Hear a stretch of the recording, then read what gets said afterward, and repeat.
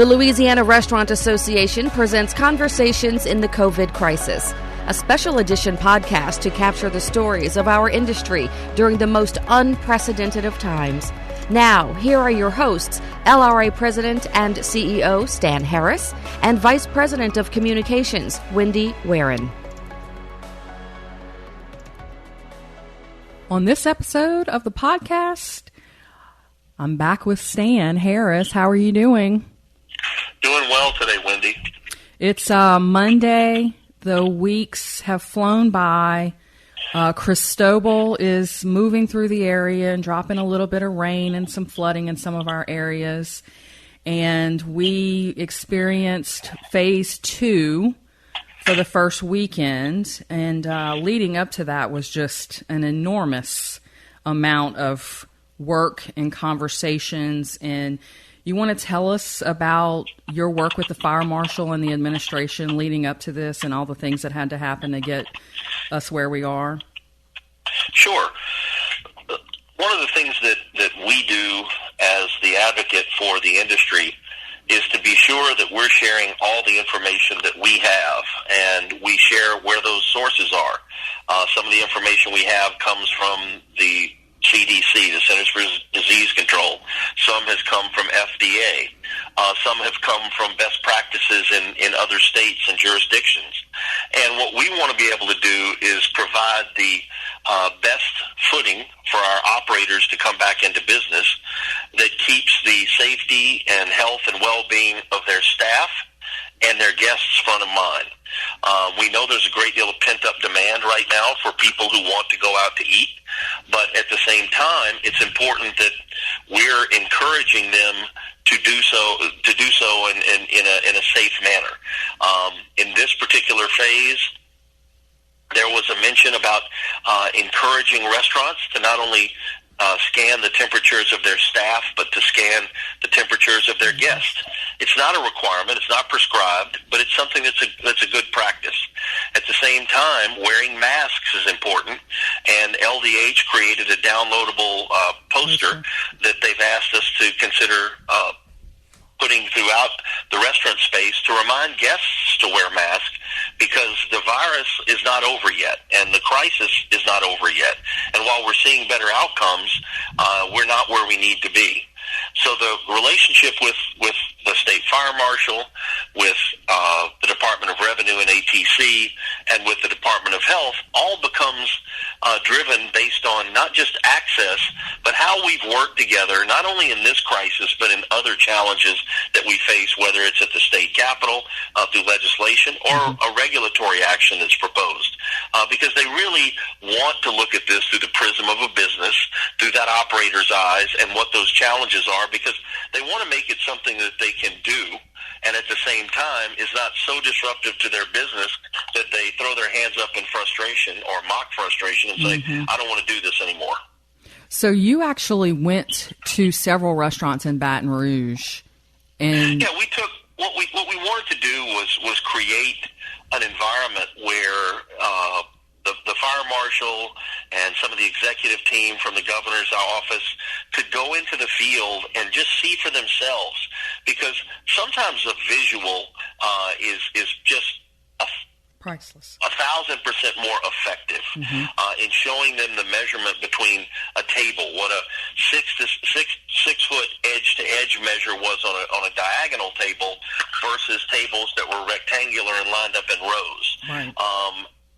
What private dining look like, what an aisleway look like.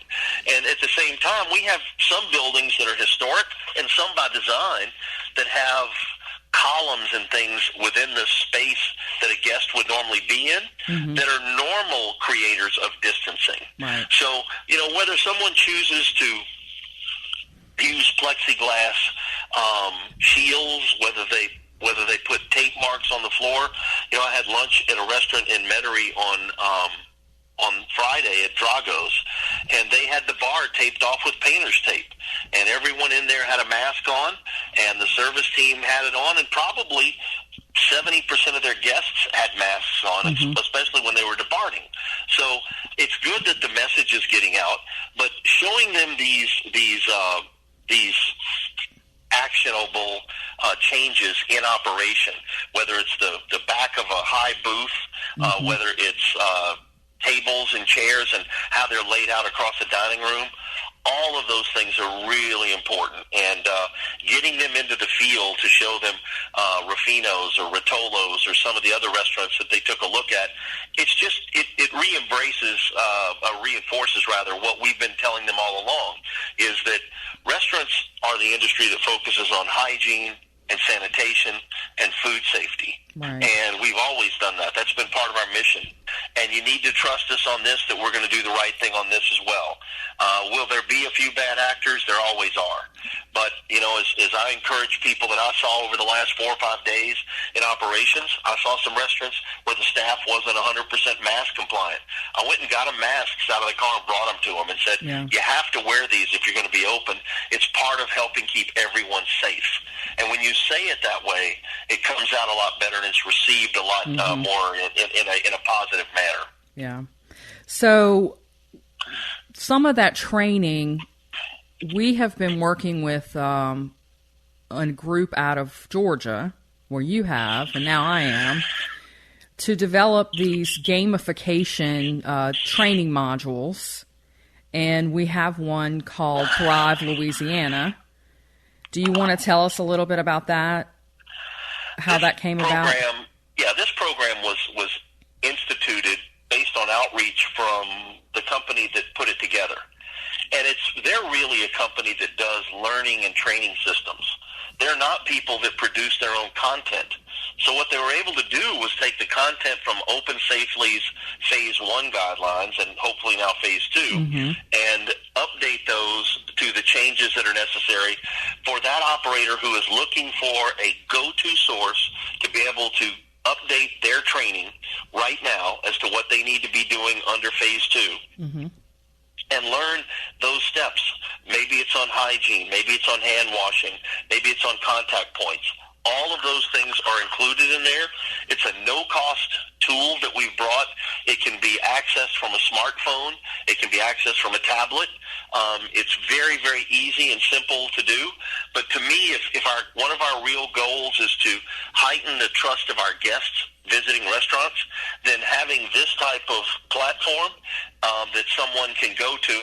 Well, we just closed on the legislative session last week. Most people who were so focused on the COVID crisis might have overlooked exactly what was going on at the state capitol, because they were meeting in, different circumstances as well. They weren't all there at the same time. So we talked on a podcast a couple of weeks ago about a few things, and then we particularly Greg Miller's bill, the House Bill 458. Yeah, and so we have a couple of bills out there that I think are helpful to us in understanding, what we're trying to do. Senator McMath had a bill, Senate Bill 508, that was to provide some liability protection for restaurants during the COVID crisis that operated in that. Another one, House Bill 826 by Representative Thomas Presley from Shreveport, was a broader-based bill that we were able to put some hospitality exclusions in for liability that were important to us to be able to attract trade shows, associations, and corporate business. You mentioned House Bill 458, which would prevent ghosting on third-party delivery companies, and that is representing that they have a relationship with you when they don't. Right. It's okay for a guest to order from there and to use that. They just can't represent that they have a relationship with you. And then the other was a House Concurrent Resolution number 71. Yeah. That was a resolution that pushed forward a suspension resolution, as they call it. It suspended some state fees and permit fees for up to a year. And then the last bill was really our inclusion into creating a competitive work environment, another House resolution that came through, and that's going to create the ability for us for up to $50,000 per operator to be able to create these new jobs and rehire jobs. And again, it's an economic development tool that will be helpful to our industry. It helps restaurants and hotels and retailers. And so we had a very productive session in a very short window of time. One thing that you and I have experienced just we have some members that have contacted us during this and are just beside themselves that we're not responding to this as like what I consider like an agent of chaos, trying to bring the pressure, in different ways it's been said to us. What can you just kind of distill down what exactly our role and our capabilities are when we're dealing with the government in something that is, again, unprecedented, just unforeseen for many people? And, we've been blasted by a few people. Well, I understand people's frustration because they're not getting what they want. And most business people and entrepreneurs especially are used to leaning in and putting their shoulder toward the work and achieving some results that they feel like they're entitled to because of the hard work that they put in there. I was explaining to a member on the North Shore not long ago what the state fire marshal had to do with this, and he said he's not in food safety. I said, that's right, he's not, but he's part of the team the governor's assembled that's dealing with occupancy. Mm-hmm. And, I'm not one that looks at the percentages that they've spoken about, because the way that the opensafely.la.gov guidelines are established, it speaks to square footage per guest or a percentage. So as long as you're doing the square footage per guest, you're fine. Mm-hmm. And again, I understand that there have been quite a few members in New Orleans that are frustrated with the mayor not moving to phase 1 as quickly and now not moving to phase 2 as quickly as the state has. And nobody really wants to hear that it's a constitutional issue and that there's little to nothing that we can do about it. This is not something that we're going to go get a court order to do because it's provided for in the state constitution. It's provided for in the City of New Orleans Home Rule Charter. The mayor can tighten the restrictions, but what the mayor cannot do is expand the restriction or ignore the restrictions, excuse me.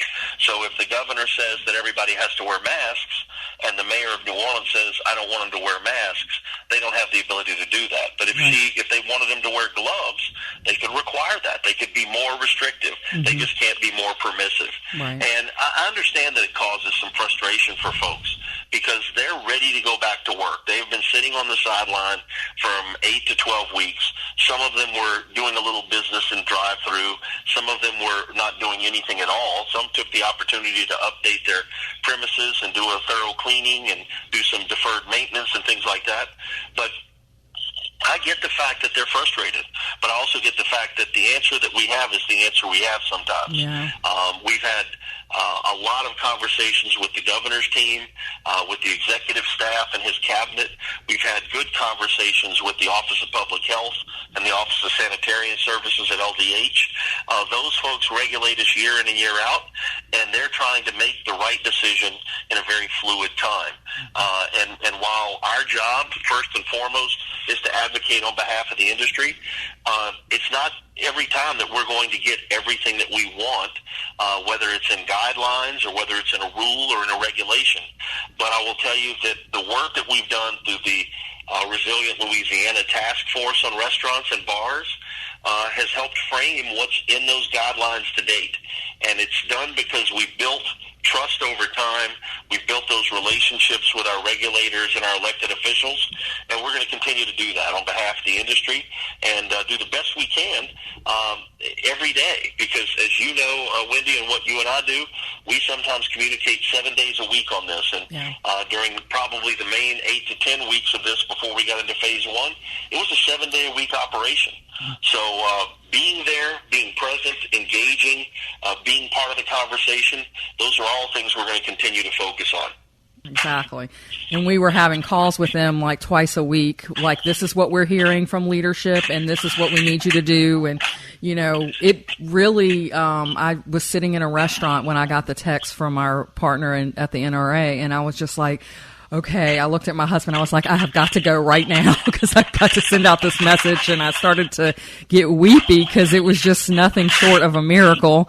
That's when all the advocacy pieces come together and, delivers, a significant win for our industry in what some are feeling to be a dark, dark time. And, the fact that Congress moved that quickly and no one said anything in opposition that would make it last longer. I just think that was pretty miraculous. Look, we know based on the data that the National Restaurant Association is performing from surveys that we completed our third one. And, we know that many restaurants laid off more than 80% of their staff. We've got some data that says 68% of our operators have rehired some of those folks. On average, they've rehired about 50% of their staff. That still means that there's a lot of people that aren't working. Our consumer spending is soft. 96% said that of the restaurants said that their revenue was lower this May compared to last May. That's not surprising. No, not at all. Only a very small percentage, about 4%, said their revenue had improved. And a lot of our members are not optimistic their business will return to normal anytime soon. I mean, 72% of the people that responded said that it's unlikely their restaurant will be profitable within the next 6 months. Now, the good news was at the time that was taken, that was with the thought that there was not going to be this PPP Flexibility Act. So hopefully that's going to provide some immediate relief, stretching it from 8 weeks to 24 weeks and changing the split from 75-25 on forgiveness to 60-40. So there's going to be some relief that really is focused specifically on the hospitality industry. So I feel very good about that. But again, these are tough decisions. Our members are cash flow businesses that don't have a huge capital base, and they're used to living off of that revenue model, and that's how they built their business. So we're going to do everything we can to get them back operating in order to be successful. Yeah. I thank you for your time today. I know you're busy. You got to get back on your phone and Zooms. So I thank you for sharing this with me and our members today. Absolutely. We're always here for them. We're always happy to answer their questions. We may not have the answer right off the top of our head, but we'll certainly endeavor to find it for them. Yep, agreed. Thank you so much. Thank you. All right.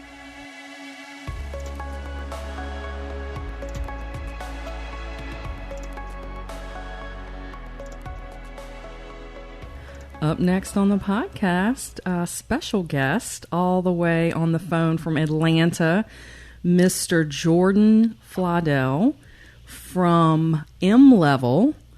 M-Level is a company he is the CEO and co-founder of, and he is going to tell us about a new initiative with the Louisiana Restaurant Association called Thrive Louisiana. How you doing, Jordan? Doing great, Wendy. Thanks for having me on today. I appreciate it. Yeah, we're in another hour from this session, we're going to have another session with all of our members to introduce Thrive to them. They've been seeing it in our newsletter for a couple of weeks, and we have a couple dozen folks signed up for it already. And Thrive is a training module that follows the Office of the State Fire Marshal's guidelines for Phase 1 and now has been updated for Phase 2. So how this is something, I was reading online and the word gamification came up. Is that something that you have a background in? And like, how does that fit into this if you're explaining what this interactive training module is? Yeah, so gamification definitely plays a role, and just for background sakes, I've always been in the digital space, like since the early 90s. Back when the internet was first getting started, I had the fortunate opportunity, that's where my career started. So I've always been in the world of digital and technology and the convergence of both. And so M-Level is kind of a continuation of that journey for me personally. But Gamification will be a part of the Thrive program. It'll be an option that you can take advantage of. And it's really a motivational tool that's been kind of incorporated into our product to essentially encourage people to participate versus mandating participate. In this case, I think we'll be talking a little bit about mandating as much as we are talking about volunteer participation. Right. It's highly recommended that all restaurants have their employees go through a COVID-specific training as we phase back into, business, restaurants reopening across the state. So I went to Thrive, Louisiana. I took the training. It is, video explaining different aspects of the phases that as it relates to restaurants and safety and sanitation and all that. And then it gives you kind of a quiz. And you have to match questions and answers. You have to put things in certain orders in order to move to the next section of it. So I thought that was pretty interesting. It was really easy from a user standpoint, and it definitely got the points across. One of the things that I am particularly interested in our members knowing is that while you guys have this amazing platform, you guys can adapt to any type of training content, correct?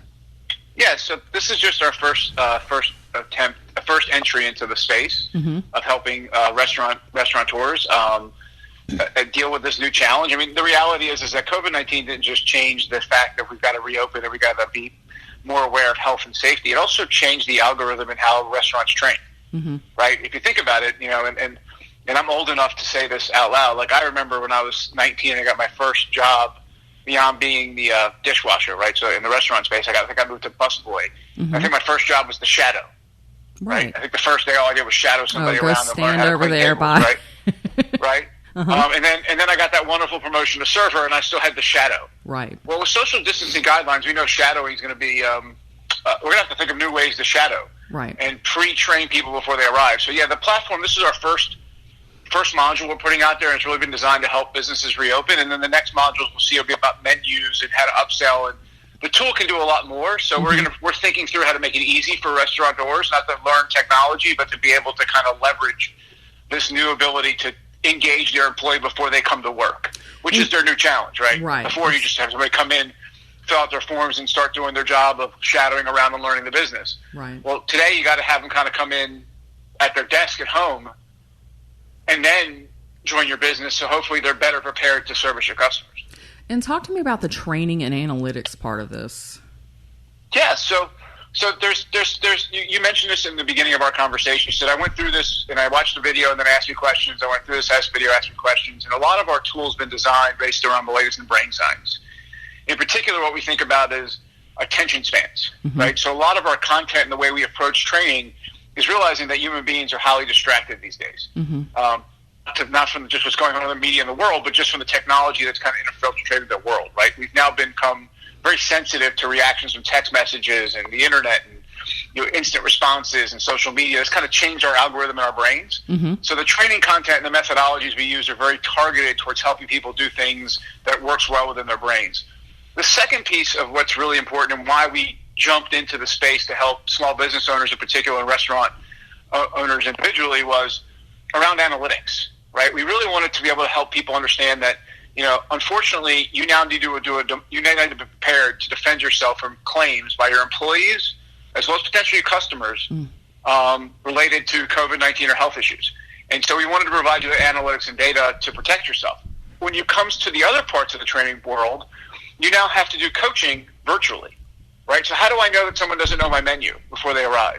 Well, I have to train them before they arrive, and I have to be able to see what they don't understand. So, for example, if they're coming in to work in my restaurant and they don't understand etouffee, I got to be able to explain to them why my etouffee is so great. And when they see a customer, is going to be in New Orleans, that's important, right? I mean, that's for Louisiana. Etouffee is a staple food. And I think, got to be able to differentiate and understand that. And our tool allows you to see those kind of analytics without having to write any code or without having to have any special skills. Gotcha. So this is complimentary for the first 10 weeks. What's the next step once that 10 weeks is up? What's the goal moving forward with LRA members? Like, what do you want them to know? Yeah, so first thing we're trying to do is price it affordably, understanding that you guys have all been impacted by being shut down for whether 6 to 8 weeks or 12 weeks now. And so our plan is to essentially offer the COVID-19 specific regulation training at about $2 an employee or less, depending on how many employees you have in your organization. And that will be for them to complete the test electronically, get the record, and get the accreditation. Okay. When it comes to other modules, we are literally working as we speak to identify the price points for those. But our goal is to keep everything cost effective for everybody involved. And I think that's our key. We're not looking to gouge you as an industry. We're trying to provide you an affordable service that will be cost effective for you as a restaurant owner. So you're able to continue to make your investments what matter most, which is great food and acquiring the right employees. Well, thank you so much. And this will be on episode 9 of our podcast called Conversations in the COVID Crisis.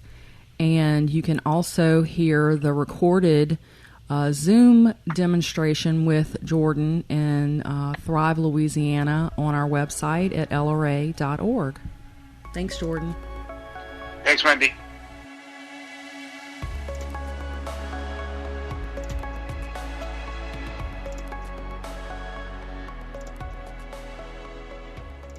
Next up on the podcast, we're speaking to one of our favorite people who is the general manager of Brennan's in the French Quarter, Christian Pendelson. And he laughs, but he plays Santa Claus during Christmas in the dining room. So why wouldn't he be my favorite, you know? Because you love when I bring you candy. Yes, and that fruit cocktail that Lou makes during Christmas. I forgot whose namesake that is on, but I do tend to get that every time.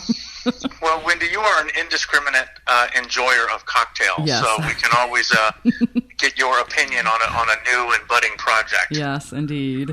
So you guys popped up last weekend. We were in Orleans Parish, still in phase 1. How did that go?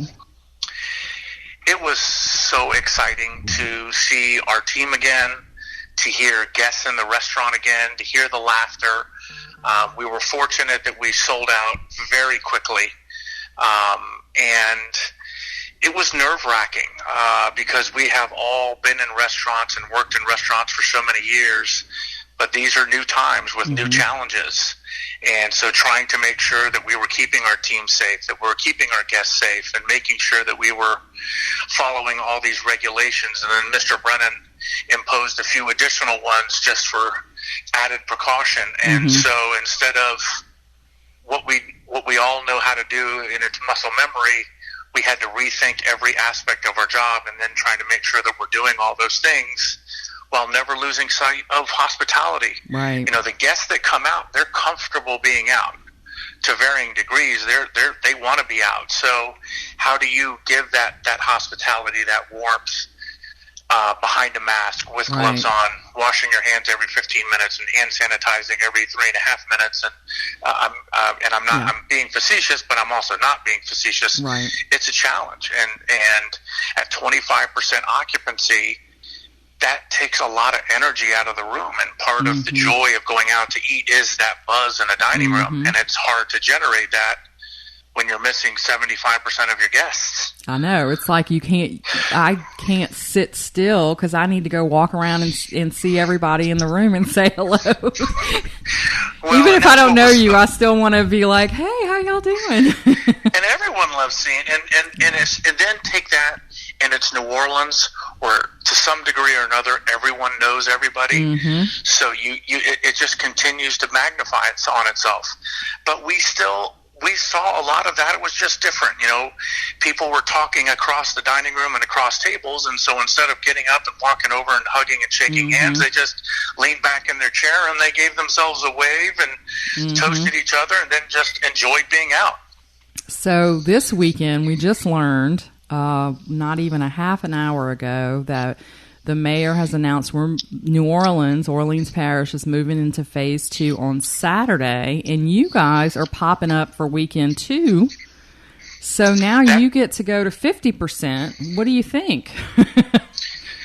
Well, what I think is I don't know yet. So we're gonna bring back the furniture probably tomorrow, maybe Thursday morning, and we're gonna get we're gonna see how we get the occupancy. And some of the guidelines have changed. There's now allowances to go to 6 feet if you do certain things. So we still need to have that 6 feet. So it's not as a matter of just put your restaurant back together and you can only put half the people in there. So we've got to reimagine all of our dining rooms again and see how many people we can welcome. Yeah.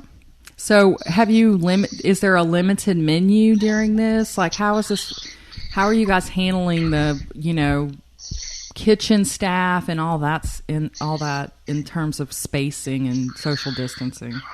Well, fortunately, Brennan's has 3 kitchens. We have the a la carte kitchen, a private dining kitchen, and a prep kitchen. So we can spread everybody out so that we maintain the distancing between the cooks. Yes, there has been a reduction in the menu size. We've tried to keep on all of the favorites or as many as we can, but we've also want to be seasonally appropriate. So we've my spectacular culinary team led by Ryan Hacker has created some new dishes that take advantage of the early treasures of summer. Is that Creole so tomatoes? We're trying to find that balance. Are Creole tomatoes on there? Creole tomatoes are on there. It's a Creole tomato and summer bean salad, and it's light and bright and everything that's great about the summer. Wonderful. But at the same time, so is turtle soup and gumbo. So yeah. And eggs Owen. and that's my favorite. That one's not on right now, actually. Okay. Well, that's pretty heavy, so we'll save that for a later date. When I come in this weekend, I'll try the Creole tomato and summer bean salad. Summer bean, it's really, really good. So talk to me about you guys on social media during the quarantine were keeping me well entertained, especially your Tiger King and your Leslie Jordan. That was really funny. Like, did you come up with that? Did they prompt you? Like, how did all that stuff come about? It all started with, if you remember kind of in the beginning of quarantine time, which seems like 100 years ago now, but it was that desire to keep as much normalcy as possible. And certainly everyone regained their love for drinking during the quarantine. So it was about those virtual experiences, and happy hour and Bubbles at Brennan's is a huge part of who we are. So we wanted to keep that going and keep that excitement for that special service that we do. So we did it, and we kind of had fun. And initially the thought was, let's just show everyone how empty the quarter is, because we were basically just coming off of Mardi Gras and just everybody everywhere. And then next thing you know, we're all shut down, and you pop open the doors to Brennan's, and there is no one in the street, nothing. And so that was kind of the first one of, hey, where did everyone go? And then it was, let's start having some fun with this. So we did the Mr. Rogers one, and then we did the Turtle King, which is, of course, a play on the Tiger King and the phenomenon that was and became, and I guess to some extent still is. And then we had Mother's Day, and I have so many great moms on my team. And you did do Easter. Let's not forget my favorite holiday. Oh, yes, we did. I saw the bunny with the mask on dancing around the quarter. That was pretty entertaining. Here we are thinking this is just going to be a family-friendly, it's Easter, the bunny hopping down the empty streets of the French Quarter. Little do we know, a couple weeks later, it shows up on TV in India, and I think that the headline was, psychotic sword-carrying bunny jumps through French Quarter streets in New Orleans, and we're like, how did this go from family-friendly to The Purge to we're in India as a psychotic bunny? But what do they say? No such thing as bad press, I guess. I mean, it was all fun, and it made people laugh, and we just need to laugh more. The quarter generates a significant amount of tax revenue for the city of New Orleans, and without people, both local and visitors, the city is going to realize and is starting to realize a huge deficit in their tax collections right now. So if you are able and willing and want to visit Brennan's, you can give them a quick look up on online. I think it's brennonsnola.com. Brennan's New Orleans. brennonsneworleans.com. And now that they're at 50%, if you thought they might be sold out for weekend 2, you might be able to get a table now. We'd love to have you.